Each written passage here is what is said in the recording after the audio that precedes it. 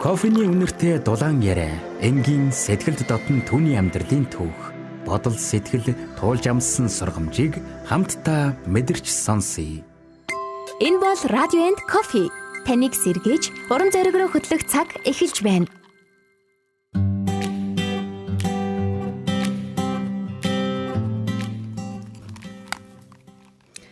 Гэр бүлийн радиотой хамтдаа байдаг эрхэм сонсогч танд энэ өглөөний мэд хүргэе. Radio and Coffee podcast-ийн маань цоо шинэхэн дугаар эхлэхэд бэлэн болсон байна. Өнөөдөр бид Radio and Coffee podcast-аараа бас эрхэм сонсогч танд тийм ээ таны гэр бүлд маш хэрэгтэй зүйлийг одоо хуваалцахаар зочноо орж ирүүлсэн байна. Өнөөдрийн зочноор Цагдаагийн ерөнхий газрын мөрдөн байцаах албаны залилах гэмт хэрэгтэй тэмцэх газрын ахлах мөрдөгч Цагдаагийн уншууч Ууган Баяр хүрэлцэн ирсэн байна. Танд энэ өдрийн мэд хүргэе. За тань ч гэсэн өдрийн мэд хүргэе. Баярлалаа. Тэгээд өнөөдөр хоёлаа бас захим заллингийн талаар ярив.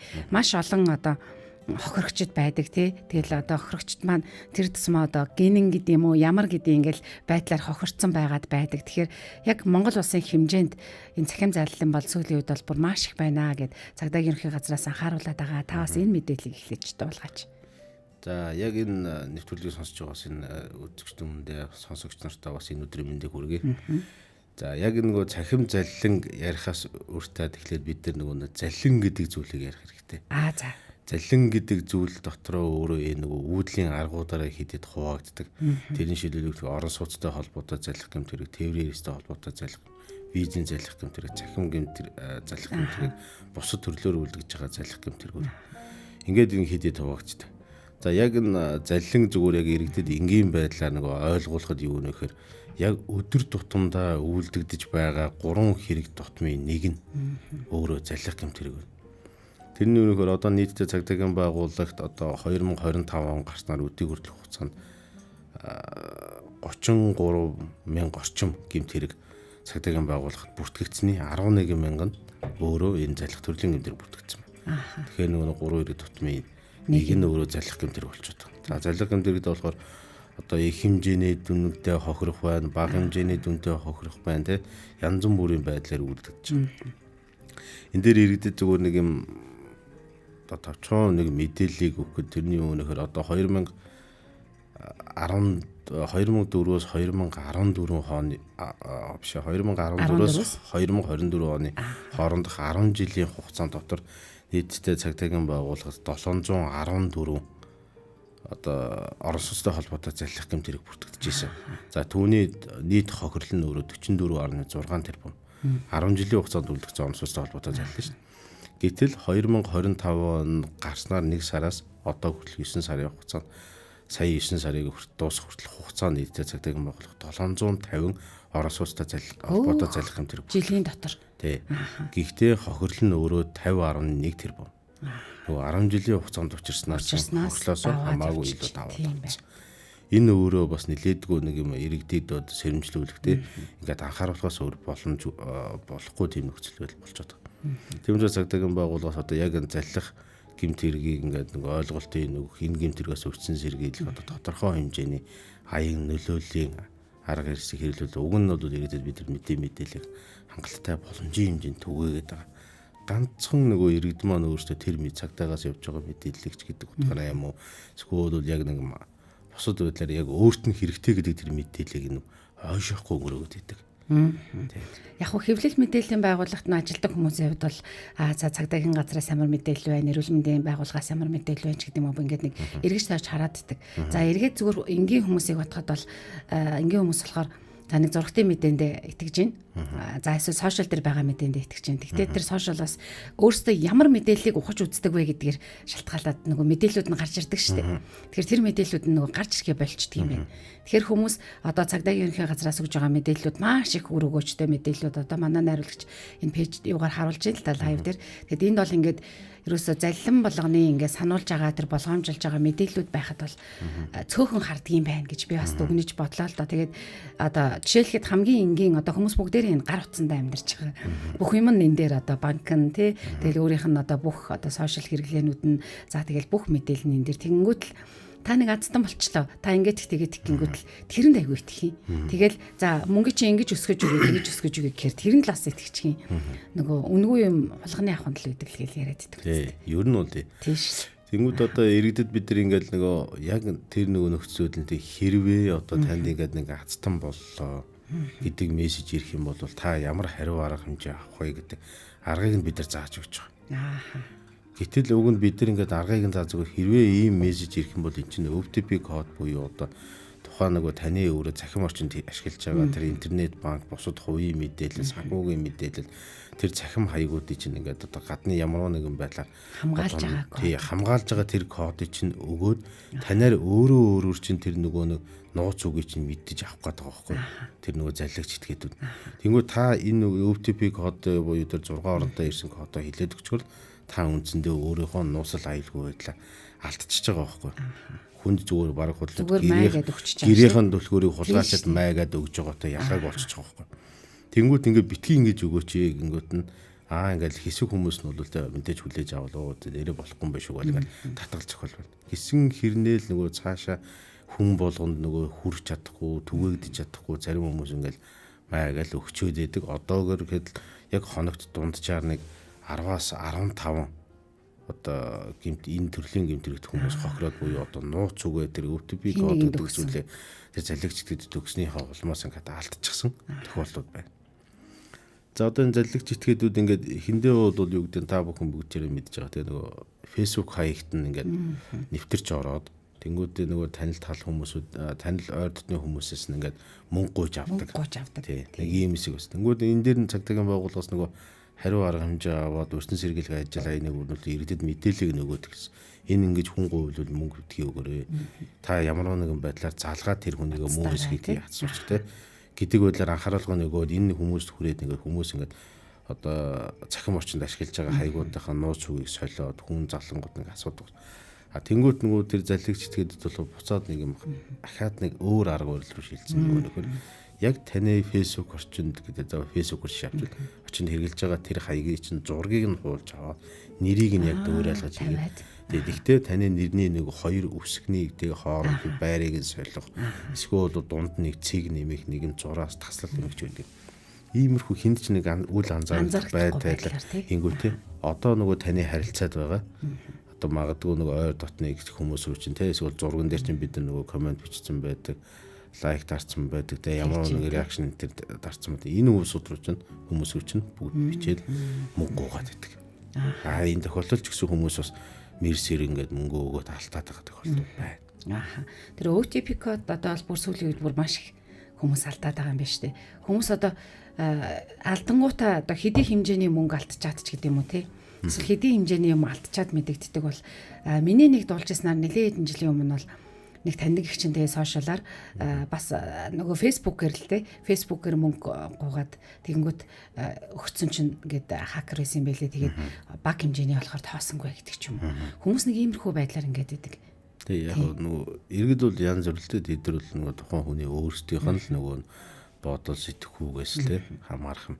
Тэрнээс яг тэр баг байгаад ингээ хандж ийн гэсэн тохиол байхгүй их байгаад хандж ийн гэсэн тохиол хүн ер нь төрөнгөө хөдөлмөрөөрөө олж авсан төрөнгөө алдсан л бол цагдаагийн байгууллагад хандаад тэрийг нь цагдаагийн байгууллага хүлээж авч шалгаад багч хохирлон багч бай ихч бай ямар ч ялгаа авахгүй бид нар яг илрүүлдэг журмаараа илрүүлээд тухайн хүнд нь одоо гэмтэргүүлцээ итгэхэд нь хуулийн дагуу хариуцлагыг шийдвэр өгүүлэхээр шүүхэн байгууллага шийдвэрлэж явж байгаа. Тэрэн дээр бол нэг их багын хэмжээ байхгүй яг иргэд бол өөрсдөө л тий за энэ баг юмд миний хувьд бол тий баг юм чинь гээд тоохгүй хаях тохиолдол байна. Зарим нэг нь бол ингээд тий баг жилээ гэсэн өөрийнхөө хөдөлмөрөөрөө олж авсан тий төрөнд маань учраас гээд цагдаагийн байгууллагад хандж байгаа тохиолдолж байна. Одоо ер нь насаар нь ангилах юм бол яг энэ захим залиланд өртөж байгаа хүмүүс хэдээс хэд орчим насныхан байна. Эсвэл ер нь дийлэнхээрээ л нийгэм маань ийм мэдлэг мэдээлэл одоо тий энэ болохгүй гэдгийг одоо яахгүйгээр итгээд л явуулчаад байна уу? Яг насны ангиллаар бол ерөөсөө уг нь манай цагдаагийн бодлоор ингээд насны ангиллаар судалгаанууд бол байгаа. Тэгээ бүр хүүсээр нь ч ядгцсан судалгаа байгаа. Яг энэ дээр зөв нэг дийлэнх байдлаар базаад ирэх юм бол нөгөө Facebook орчин хамгийн их идэвхтэй байдаг буюу одоо тодорхой хэмжээний байнга одоо нэг одоо өөрийнх нь бүтэн өдрийг хийж байгаа тий одоо ажиллаж үйдэг бусад байдлаар нэг юм хамгийн их цахим орчин цагийг өнгөрөөж ашиглаж байгаа тэр иргэд маань өөрсдөө нэг хохирогч болоод байгаа. Эсвэргээрээ мөн адилхан яг тэр нөгөө Facebook гэдэг зарим зүйлүүдийн одоо бүр ингээд нэг юм цалин хийхтэй ашиглаад ингээд байнгын ашигладаг улсууд тэр орчинд ингээд байгаад байна. Тэгэхээр одоо ингээд танай дээр бас нэг кейс орсон байсан л да. Одоо кейс ярихаар одоо болно үстэй тий. Тэр кейс юу вэ гэхээр 15 сая төгрөгийн одоо бараа бүтээгдэхүүн хувцсыг орон нутгаас захиаллаа. Сайн уу илгээсэн гэдэг. Илгээчлээ гэдэг. Энэ бол бүр их сонирн байгаад байгаа байхгүй юу? Хүн одоо юу гэдгийг тий. За та мөнгөө шилжүүлээрэ таны барааг бэлтжлээ одоо хүргэж өгөхөд билээ ингээд. Одоо жишээлхэд ингээд би тэгэж ярих гэдэг л да. Тэгээд шилжүүлчлээ гэвэл би өөрийнхөө одоо банкны аппликейшн руу ороод за шилжээд ирсэн байна тийм гэдэг хүнээс гээд хараад тэгсэн цагт ингээд үйлдэл хийгээд нөгөө бүтээгдэхүүнийг бараа бүтээгдэхүүнийг одоо унаанд тавьж өгөх гээд л да. Тэгээд тэнд бол ингээд за би мөнгөө шилжүүлчлээ гэдэг одоо банкны хуулаг харуулсан гэж байгаа. Тэнгүүт мэйл ирдэг тэр нөгөө банкны мэдээллийг харуулсан гэж байгаа. Тэнгүүт нь за шилжээд ороод ирчихгээд нөгөө хүн маань болохоор бараа бүтээгдэхүүнийг орон нутг руу хөргүүлчихжээ. Энэ бүр их сонин тохиолдол байна. Хүмүүс ингээд бусдын хуулахт биш өөрийнхөө дансны одоо мэдээлэлд итгэдэг баймаар юм да гэд бүр ингээд хараад би бас гайхсан байхгүй. Яг л даатгаж хэлмээр. Тий.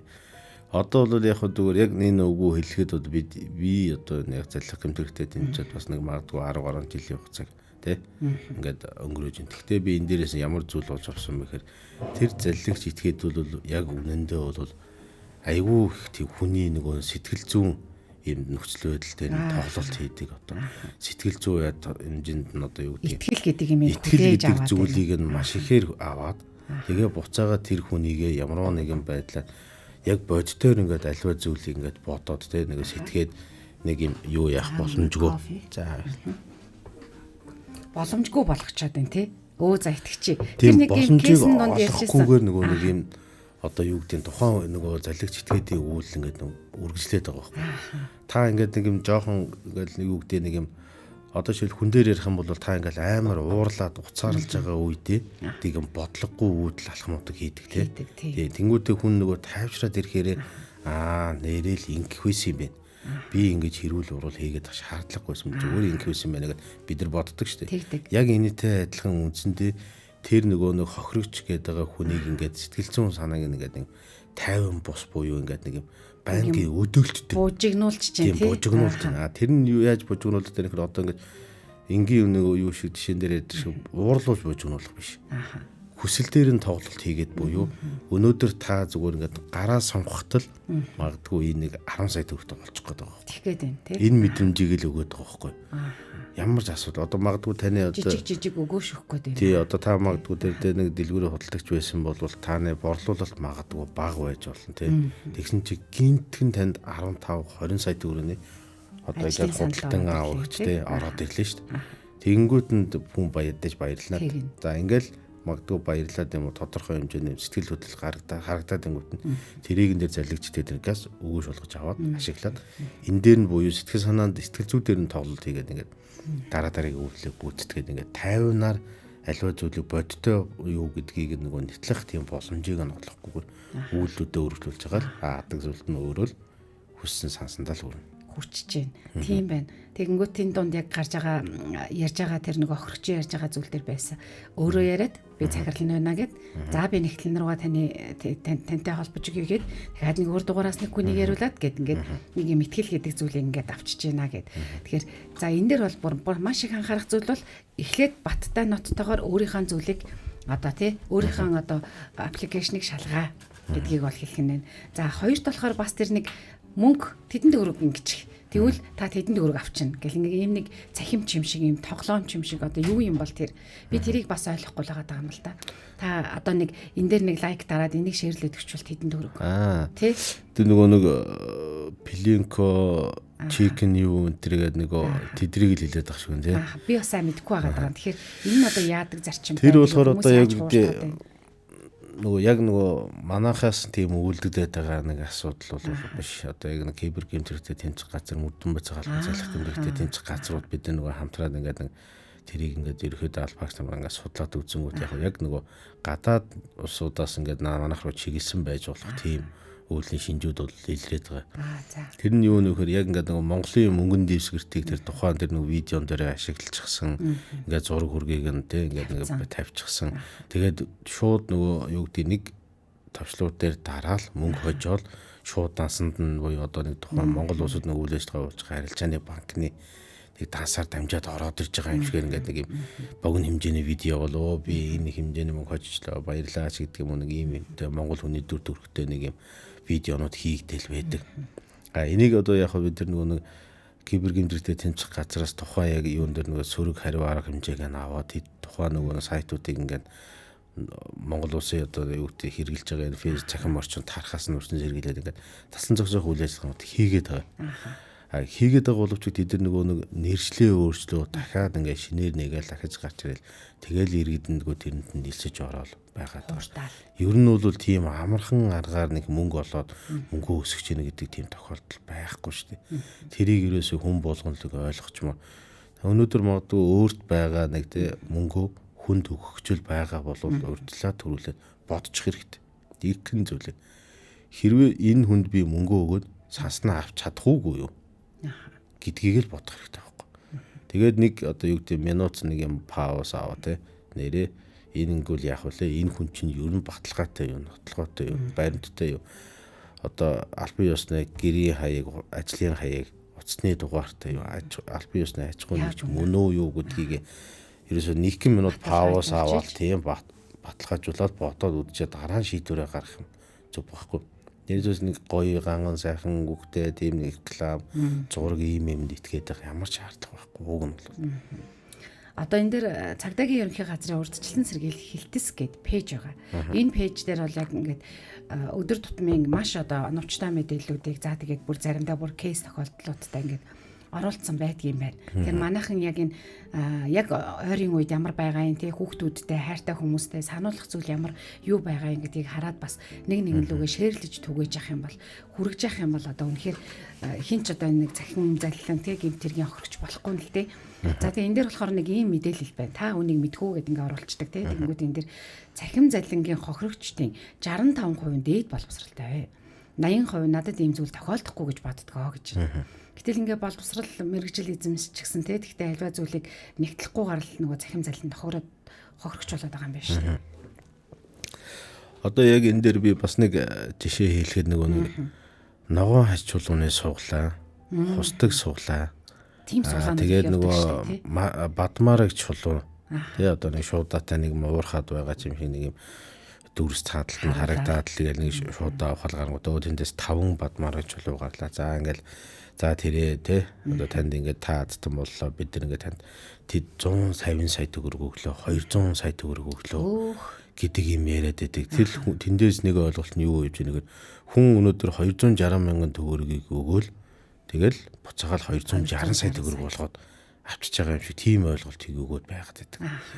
Тэнгүүд үнэхээр өнөөдөр яг энэ дэлхийн нийтэд тэгвэл тэр дундаа Монгол улсад яг тийм боломж болж байгаа юу? Өнөөдөр хүн 260 мянган өгөөл 260 сая болгоод авдаг. Тийм тохиолдол одоо бид нар бүгдээрээ л тийм баян байх байлгүй. Тийм шүү Тийм. дээ. Гэтэл ерөөсөө ингээд нэг тэр зүйлийг нэг бодтой хэсгийг ингээд нэг бодоод үзэхгүйгээр ингээд нэг тэр суглаанд илсэж ороод тэгээ бас нэг хаач хондоогоо үзчихье гэдэг байдлаар ороод тэгэл за юм хоцсонгүй эсвэл юм хожижлоо гэдэг. Тэнгүүд тэндээс бол ер нь бол за бараг тэр лайвуудыг үзэх юм бол юм хожоогүй гэдэг хүн бол харагдахгүй тийм. Дандаа бүгдээрээ нэг доод нь нэг 50 сая төгрөг, дээд нь 260 сая төгрөг болж. Тэнгүүд энэ дээр цагдаагийн байгууллагаас яг нөгөө хариу арга хэмжээ авах үүднээсээ бид нар судалгааг нь явуулаад үзэж байгаа. Тэнгүүд тэгээд нэг зарим иргэд маань уг нь айгүй мундаг хэрсүү болсон тийм. Өө энэ бол заллин. Энэ бол дөөр шүү. Та нар битгий итгэхээр ийм юмд итгэж болохгүй шүү гэдэг нэг комент бичиж байгаа. Тэнгүүд тэр комментууд нь магадгүй нэг юм за нэг хэдэн минутанд устдаад алга болчихно. За тэр нь юу яаж устдаж алга болж байна вэ гэхээр яг нэг юм тайлбартаагаар устдаж алга. Тэрний өөрхөө нөгөө тухайн тэр лайв явуулж байгаа тэр пэйжээс нь бичдэг. Системийн шинжилэлийг сайжруулах зорилгоор бид тэр сөрөг комментуудыг устгалаа гэж. Гэхдээ системийн сайжруулалт хийхэд тэр сэтгэгдэл тийм ямар хамаатай. Тэгснээр яг тэрний ардаас эхлээд нөгөө нэг гинт нэгээд нөгөө тэр одоо бичсэн бичиглэлийгээ дээш нь гүйлгэхийн тулд араас нэг айгүй тийм нөгөө юунууд орж эхэлдэг. Олон комментод орж ирдэг. Эерэг одоо тэднийхэр бол эерэг гэдэг комментууд. Тэнгүүтээ тэрийгээ ингээд та анзаарах юм бол ингээд шууд нэг ингээд өгүүлбэрээр бичихгүй. Энэ гээл нэг явуулсан бол бүр тий олон болгож сайн тий би хоцсон гэл ингээд нэг үгээрч үйд юм эсвэл 2 3 үгээрч үйд юм гэл ихээр бичэл. Тэр нь бол үндсэндээ тэр нөгөө фейс тэр нөгөө лайв хийгээд байгаа, заллин хийгээд байгаа нөхдүүдтэй хамтрах нөгөө үйлдэл санаа зорилгоод хамтарж байгаа бас нэг л итгээд хуурамчуудаа аккаунт нэчил тэргүүрэл нөгөө дэмжээл ингээд бичээд яваад тэр нэг сэтгэлдүүдийг л хүнд харуулахгүй. Тэнд ингээд дунджаар ер нь нэг 100-аас доош нэг 50-аас дээш хүмүүс ингээд яг тэр лайвыг ингээд нэг тогтмол үзээ байж идэг. Тэгэл ингээл хожижлоо барьчлаа би инглээ тэглээ гэл бичигдээд нэг сэтгэлдүүд яваад тэд нар чинь өөр үнэн бүгд л нөгөө итгэл төрүүлэхэд нөгөө тэр залгич нарыг хийгээд байгаа өөрсдийнх нь хийж байгаа л ажил байхгүй. Харин энийг л хараад энэ чинь нэрээ заллан энэ болно болохгүй гэдэг зүйл байвал одоо тэр хүргэлт үнгүй нэг дээр нэмэх нэг гэл те энэ бас ингээл захим заллан мэдтэй тий. Ер нь бол яг энэ дээр бас нэг юм иргэдэд бас нэг буруу ойлголт өгүүлэхгүйдээс нэг юм яг үнэхээр яг бодтой өөрөө яг юм одоо үйл ажиллагаа явуулж байгаа үнэхээр ингээд бас тэ бизнес хийж байгаа онлайн шоп тэ байж байгаа ийм юмнууд бол байгаа. Бид нар тэдний үйл ажиллагааг үгүйсэхгүй тэд нар бол бас л нэг иргэдийн маань цаг хугацааг хэмнэх үүднээс тэ аливаа бараа үйлчлэгийг нь ойртуулад өгч. Гэхдээ нөгөө тэдний нэрийг барьж ашиглаад яг тэдэртэй нэг одоо үйл ажиллагаа нэг адилхан мэтэр ингээд нэг юм хуурамч тий фэйсбүүкөө тий ягаад бол хүн болгоо өнөөдөр нөгөө цаг хугацаагаа айлуулах юмнээд нэг тий орон зай алсын орон зай харьцаа буюу одоо ингээл уцын цаанаас нэг юм тий хөгжлөлөөс айгаад нэг юм авчих гэсэн нэг юм зорилгууд байна шүү дээ. Тэрэн дээр дөрөөл гараад тэдийг дөөрөөд хийгээд байгаа залгич нар бас байгаа тох. Тэгвэл иргэд ерөөсөө тэднээс ганцхан зүйлийг л нэг талаад шалгаад үзчих хэрэгтэй. Албан ёсны байгууллага мөн үү? Албан ёсны одоо хаягтай юу? Албан ёсны утасны дугаартай юу л гэдэг үз. Албан ёсны байгууллага мөн үү үгүй юу гэдгийг шалгах аргыг нь би бол нэг саяхан нэг бичлэгээр би нэг одоо цагдаагийн байгууллага нэг урьдчилан сэргийлэх хэлцгээд одоо наад юм дээр чинь байж байгаа. Open Data Lab гэдэг зэг бүртгэл цэгэм гэдэг байгаа. Энэ лүү ороод хүн болгон дээр тухайн аж ахуйн нэг үнэхээр үйл ажиллагаа явуулдаг үгүй юу гэдгийг шалгаад үзчихэл хэрэгтэй.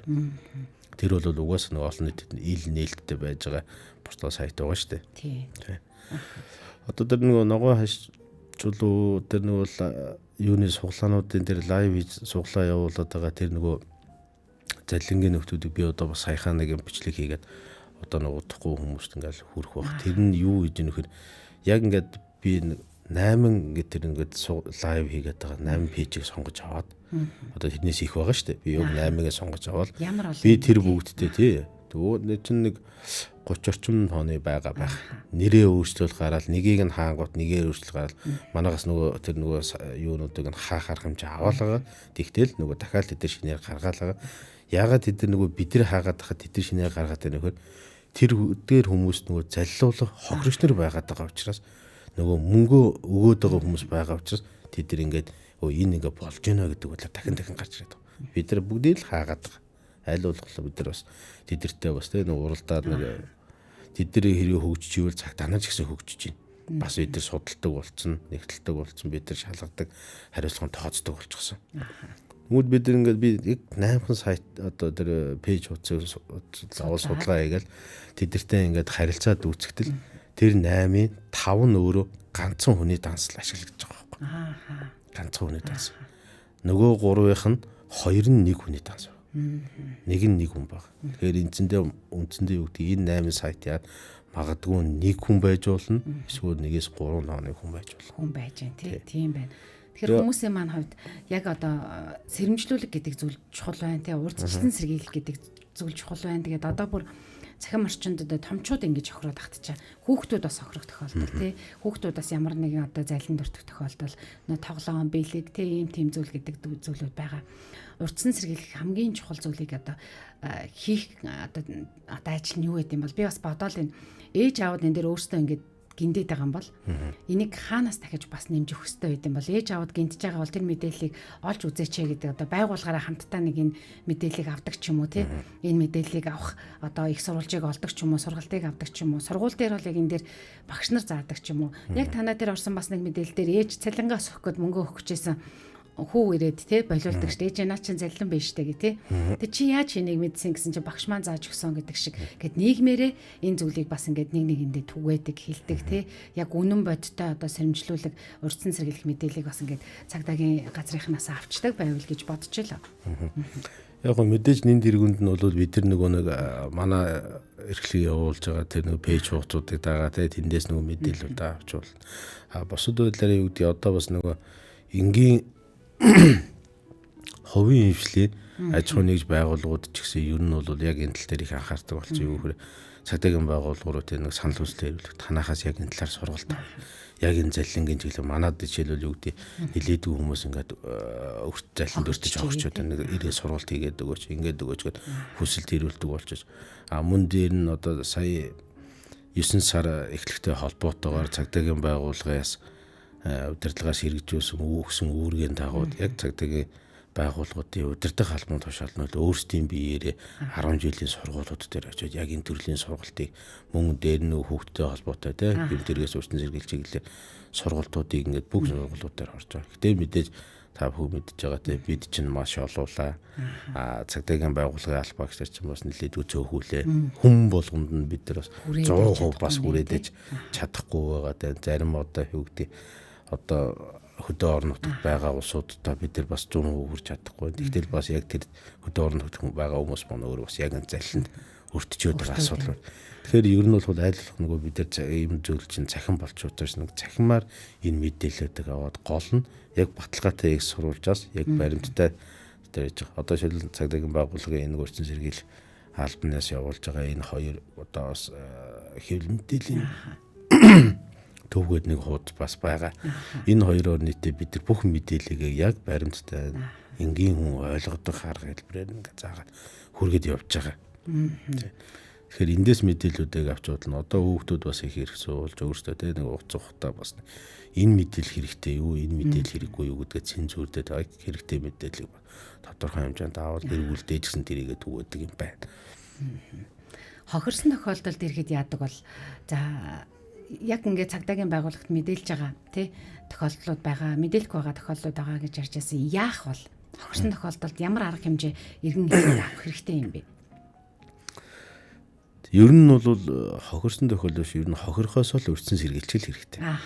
Яг эргэлттэй мэдээллүүдийг аваад нэг жоохон тий нөгөө түрүүний хэлдэг нэг тайвшраад 1 минут пауз аваад бодоод үзэх хэрэгтэй. Энэ нэрээ бас миний мөнгийг эргүүлээд өсгөөд өгч чадах юм уу? Ингээ мөнгө өсгөөд өгнөхээрээ ерөөсөө яг яадаг энэ харга нь ямар яг баталгаатай юм уу гэдгийг шалгаад өгч. Уг нь бол яг энэ цахим орчинд байгаа энэ залхах гэмтрээс урьдчилан сэргийлэх айгүй нэг юм энгийн арга байхгүй. Иргэд нэг ийм зүйл дээр нэг алдаад байдаг нь юу гэхээр дансны дугаартай юм чинь эргээд олдох боломжтой. Яг л цагдаад ингээд хандхаар тий цагдаа юу олоод өгнө. Гэтэл бид нар дөнгөж сайхан бас л яг тэр урьдчилан сэргийлэх нөгөө нэг тэр пэйж хуудсуудаар дамжуулаад бид нар хэлсэн. Дансны цаана хинчвэж бол. Магадгүй өнөөдөр би зүгээр нэг юм одоо зүгээр нэг жишээ аваад ярил. Та одоо энэ объектын доод нэг давхарт дийлгүүртэй та худалдаг чинь. Би дээдлэн зүгээр өрөө түрээсэлдэг заллагч. Тэнгүүтээ би тань дээр очиод яана их чи өстөө уучлаарай. Би дөнгөж саяхан юугаа яалцлаа хамаг бичүүгээрэнтэй бүх юмаа би хулгаад алдчихлаа. Би хөдөө орон нутгаас ирсэн оюутан байгаа. Гэт магадгүй би тэрний одоо тэгж хэлэхээс өмнө би 1-2 3 удаа ч гэдэг юм уу те танаа дэлгүүрөөр ороод нэг ундаа аваад ус аваад ч юм уу те ингээд нэг танд царайгаа харуулсан уу таны итгэлийг л олж авах гээд шин. Ингээд би нэг 3 хоногийн дараа ороод танаас тасны дугаар хийчихгүй. За ингээд нэг орон нутгаас те аав ээж хоёр маа надад нэг юм мөнгө шилжүүлэх юм аа. Эсвэл бол юу гэдэг би нөхөнөөс авлахтай юм аа ч гэдэг одоо юу гэдэг ямар ч жишээ хэлж болно шүү дээ. Чинд олон жишээнүүд байна шүү.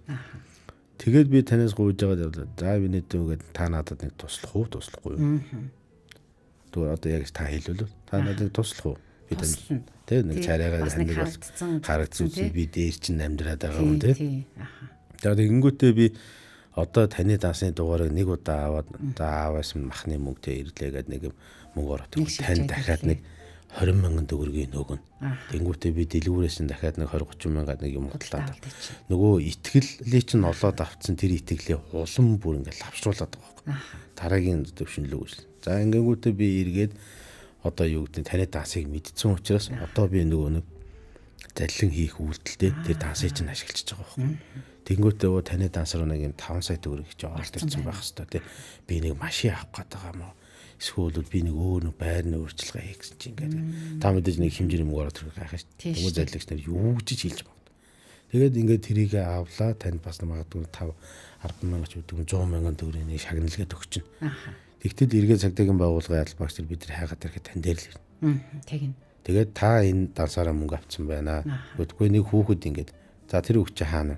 Энэ дээр амьдрал. Би нөгөө ч. Та тэр хүүхдийг таних юм нэр нэггүй да. Уугнаал гэдээсэн шүү дээ.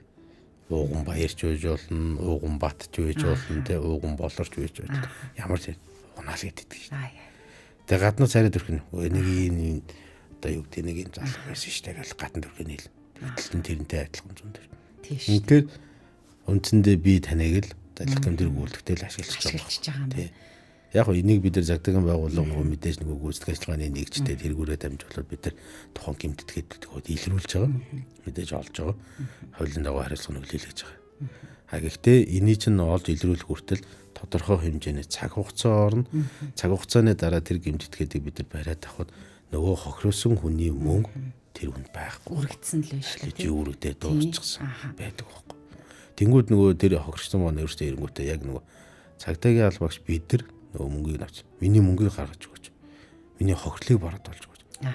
Гэхдээ тэр хүний чинь залгиж итгээд чинь нэр дээр бид нар битүүмжлээд хуулийн дагуу битүүмжлээд хураагаад авъя гэхээр ямар ч ид хөрөнгө алга байна. Тасанд нь мөнгө байхгүй. Тэгэхээр чи бид нар хуулийн дагуу хариуцлага хүлээлгээс өөрөө арга зам байхгүй шүү дээ. Тэр одоо яад юм болов? Эргээд одоо үнэхээр одоо дансанд мөнгө байхгүй тий ингээд хурааж авах ид хөрөнгө байхгүй бол албатан хөдөлмөр эрхлүүлсэн одоо мөнгөний одоо хохирсон этгээдэд өгч гэдэг юм уу тийм зүйл байдгүй юу Монгол? Тэр бол яг нөгөө шүүхийн шийдвэрийн асуудал, шүүхийн шийдвэр гүйцэтгэх байгууллага хэрэгжүүлэх ажил. Одоо юу гэдэг шүүх магадгүй одоо тэр хүртэл хийлээ цаашаа шүүх прокурорын байгууллага руу яг хуулийн дагуу дээр нотлох хуримтыг цуглуулж бэхжүүлээд энэ хүнд одоо хуулийн дагуу хариуцлага хүлээлгэх байна гэдэг. Одоо материалыг шилжүүлээд өгнө. Прокурор тэрийг нь үнэхээр одоо нотлохой хангалттай байна гэж үзэх юм бол нөгөө ялах төгөлтэй үүдээ шүүхийн байгууллагчлалтай тэрийг эцсийн үр дүндээ яг хэргийг шүүх шийдвэрлэнэ. Тэгэхээр ийм олон одоо шат дамжлага ийм их цаг хугацаа тэг хэрвээ хохирчих юм бол одоо та алдах нь байна. Тэг эргээд одоо алдсан эд хөрөнгө одоо мөнгө те зүйлээ олж авахад бас ийм их цаг хугацаа шаардах юм байна. Тэгвэл одоо тэнд л ерөөсөө 1 минут 2 минут жоохон үнцгий амсгаа аваад энэ зүйл зөв буруу юу гэдэг зүйлийг бодох нь. Гэтэ Монгол хүмүүс чинь нэг юм итгэмтгий хүмүүс шүү дээ. Итгэдэг. Тэгээ хүн цайхан сэтгэлээр тусалдаг. Одоо саяхан ярьсан жишээ бол яалтчгүй би ч гэсэн нэрээ хийчихэл юм байна гэж бодогдох хэмжээний жишээ ингээ байгаа шүү. Хэрвээ би дэлгүүрийн хөдөлгөгч байж байгаад хин нэг хүн ингээд байхад бол би тусалж ил гэдэг тийм. Ингээд ийм зүйл байх нь шүү. Тэгэхээр ямар хэцүү юм бэ гэж бодохоор хүн хүндээ итгэж амьдргээд идэг. Гэтэл энэ гэмт хэргийн зүйл дээр бол түр итгэлийг ашиглаад итгэж байгаа хүмүүст ингээд эргээд сайхан хохирч болгочоод байна гэдэг чинь одоо. Ер нь бол одоо яг энэ таллин гэдэг зүйл чинь үндсэндээ одоо яг энэ одоо бид нөгөө нэг бөөрөнд наалцсан нэг бактери гэдэг үг өгдөг шүү дээ. Тэрнтэй адилхан ер нь бол яг энэ өөрөө Монгол улсад одоо үүрүүлж байгаа нь яг нэг үг л хор тавдар байна. Яг энэ нийгэмд байгаа хор тавдар энэ заллин бол. Тэгээд энийг бид нар болохоо нөгөө нэг эмчлэх аргыг нь бидэрт ингээд иргэдэдлээ та сэтгэл санаагаа тайван байлга юм байна гэдэг эмчнэрийн зүгээр юм шиг бид нар иргэдэд ингээд анхааруулад хэлээд тахад эмчэр одоо тэр иргэд маань өөрсдөө бидрийг өөр явахгүй байна. Дандаа өөрийнхөө өөр. Тэгээ энэ дэр ерөөсөө айгүй амархан. Тэр OTP код гэдэг тэр 6 оронтой код бол хүнд битгий үг. Өөрийнх нь дансыг өөрөө л ашигла. Хүнд битгий үг. Наацах нь. Тэгээд зүгээр хүн мөнгө гуугаад гэдэг юм ямар нэгэн байдлаар тэр үйлийг нэгтлаад л үз. Яг бодтой өвөө юу гэдгийг. Ингээл болоо. Уг нь айгүй амархан. Харин тийм ээ их амархан байгаад байна. Тэгэхэд хүмүүс за болчин дөө нөгөө уужуу сайхан сэтгэл гэдэг зүйлээрээ тий. Гайг үздээ. За шилжүүлчих үздээ гэдэг тэр итгэлүүд бас яваад шүү дээ. Тэгээд 9 сарын байдлаар бол цахим орчинд үлдэгдсэн 11402 гэмт хэрэг бүртгэгдсэн гэж байна. 85.6%-ийн цахим залилан эзэлсэн байна. Тэгмүүд бүр цахим залилан бол үнэхээр одоо их байгаа гэдэг. Тэгэд ингээд тооцоод үзэхээр манай монголчууд хэдүүлээ хилээг л бодохоор 3.5 саяулаа тэгээ би биенийг одоо заллаад л тий амьдраад байна. Тэгээд нөгөө мэдээллийг нэг нь авахгүй нөгөө хэд нөгөө сул талын ашиглаад байна гэхээс хэцүү юм аа. Яг нэг одоо шударгаар яг нэг үгүй хэлэхэд бол одоо заллих гэмтэрийг үлдэж байгаа энэ залливч нарт бол нинжин сэтгэл гэдэг үгний энэ үсгэнж байхгүй, сайхан сэтгэл гэдэг үгний эс үсгэнж байхгүй. Тэдэрт эргээд тэр хохирогч маань одоо эрүүл мэндийн болоо сэтгэл санааны эдийн засгийн хувьд ямар хүнд асуудалд орох нь ямар хэцүү нөхцөлд орох нь бол тэдэнд ёор хамаагүй. Залливч нар үндсэндээ юу гэж нөхөд яаж иж байгаа л заллал мөнгө л авч ивэл тэгэл болоо. Тэд нар огт ерөөсөө тийм эргээд хүнийг бодох яана энэ ууган баяр мөнгө одоо юу гэдэг надад ингээд 10 сая төгрөгөө өгчөөд өөрөө ямар хэцүү байдалд орох вүлээ. Эргээд энэ 10 саяыг зээл одоо юу гэдэг банкнаас зээл авчаад буцаагаад энэ хүн хүүтэй юутай төлнө. Яах вүлээ гэж ямар тийм бодол тэд нар төрдөг байхгүй. Тэдний ерөөсөө ганцхан зорилго нь юу гэхээр шунал. Тэгээд зөвхөн мөнгө олжлох болоо. Эцсийн үр дүндээ мөнгө авлаа тэд нар ингээд нэг бол. Энийг одоо миний нэг найз байдаг сэтгэл зүйч. Тэр хүн яг ингээд нөгөө яг тэр сэтгэл зүйн байдал таттай энэ судалгаа хийгээд бас нэг үр дүн гаргасан байдаг. Тэрний үгээр зарим тохиолдолд энэ залхах гэмтэрийг үйлдээд байгаа этгээдүүд ингээд энэ ухаан үйлээ ингээд давтан үйлдээлээд дахиад үйлдээлээд. Яагаад ингэж идэм бэ? Тэн дээрийн судалгаа хийдэг. Ер нь зарим зүйл одоо нөгөө бид нар мэдж байгаа те нөгөө тамхи татдаг хүмүүс. Өглөөнөө тамхи бүр зуршлаараа донтцсон тий. Өдөр нэг тамхи, орой нэг тамхи ч үгүй юм те. Эсвэл өдөрт нэг хайцаг тамхи ч юм татдаг. Яг тэрнтэй адилхан тэдгээр усуд тэр үйлдэлийг хийхгүй бол нэг юм сэтгэл зүйн тийм мэдрэмж авч утгаа болж. Одоо бид нар нөгөө адреналин ялгаруулсан те. Эсвэл нэг юм гоё мэдрэмж аавн нэг одоо хин нэг ингээд те. Одоо цэцэг бэлгэлээ гэдэг нэг амар гоё нэг баярлах мэдрэмж авдаг штэ. Яг тэрнтэй адилхан тэр залхигч тэр мэдрэмжийг авах гэдэг. Мөнгө авахтаа нөгөө нэг бүр сүлдээ тийм зорилго нь байхаа болж. Яагаад бол тэр мөнгийг бол ямар нэгэн байдлаар хууртаад авах. Хүн хуураад авч байгаа мэдрэмж. Тэдэрт бас ингээ байгаад байна гэж. Одоо энэ нь бүр ингээ нэг юм донтолтын юм буюу те нэг ийм үе шатруугаа энэ залхигч нар шилж чад. Тэгэхээр нөгөө бид нар энэ нөгөө нэг үйл арга хэмжээгээ нөгөө сэрэмжлүүлэх арга хэмжээгээ ямар ч хэлбэрээр те иргэдэд айл болох бүхэл байдлаар хүрэх. Сургалтыг хийж гин очоод бид заагаад ярьж гин. Наад зах нь одоо юу гэдэг нь тэр ослогцсон аймаг орон нутаг суманд байгаа бид нар албаагч нэг залхих гэмтэрийг шалгах залхигч нарын энэ арга барилтай тэмцэх энэ арга барил нь бид нар мэрэгшүүлэх сургалтуудыг зохион байгуулж гин. Үе шат дараатайгаа тэгээд иргэдэд цахим орчин бусад байла телевизээр хадаад яаж хурж болох бүх боломжоор нь бид нар мэдээлэл хүргэж гин. Гэтэл нөгөө иргэд маань энэ мэдээллийг бас их дутуулвал нэг юм жоохон дутуу аваад байгаа. За хоёулынгийнх нь ярих цаг өндөрлөж байна. Би сошиал дээр өөрийнхөө лайвыг үзэж чадахгүй байсан учраас сонсогчдынхаа бас лайвын доор ирсэн сэтгэлүүд байгаа бол бас хүргэж чадсангүй ордоггүй минийх. Тэгэхээр өнөөдөр бас яг цахим заллингийн талаар цагдаагийн ерөнхий газрын за одоохон хараадгая. Мөрдөн байцаа халбаны заллах гэмтэрхтэй тэмцэх газрын ахлах мөрдөгч цагдаагийн ушууч ууган баяртай ярьлаа. Тэгээд яг олон нийтэд сонсогчдод маань хэрэгтэй мэдээллийг хуваалцсан. Тэгэхээр ерөөсөө та нөгөө ятгах тусам нягтал гэдэг нэг аян өрнжсэн шиг тий ямар нэг зүйл ингээл танд үнгүй ингээл орж ирэх байгаа юм шиг танд их гоё зүйл ирж байгаа юм шиг л байх юм бол ерөөсөө л нэгхэн хором амсгаавал сайн нэгтлаарай гэдэг мэдээллийг өнөөдөр өглөө шүү дээ. Ажилтны амжилт хүсье. Танай хамт олондоос амжилт хүсье. За та бүхэн ч гэсэн бас баярлалаа. Тэгээ та бүхнээс ажилтнаас амжилт хүсье. Баярлалаа. Радио and Coffee podcast-ийн түрээд өндөрлөж байна. Бидэнтэй хамт байсан эрхэм сонсогч танд баярлалаа. Нэгдүгээр студид сэтгүүлч Баясаа найруулагч Чая ажиллаа. Өдрийг сайхан өнгөрүүлээрэй. Баяртай.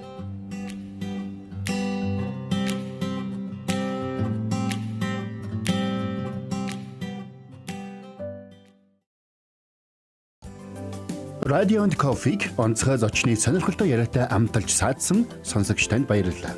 Нэвтрүүлгийн талаарх таны санал хүсэлтийг авахар манай 11 46 12 12 дугаар ажиллаж байна. Radio and Coffee та гэр бүлийн радиогоор хүлээн аваарай. Сайн цагийг хамт бүтээе.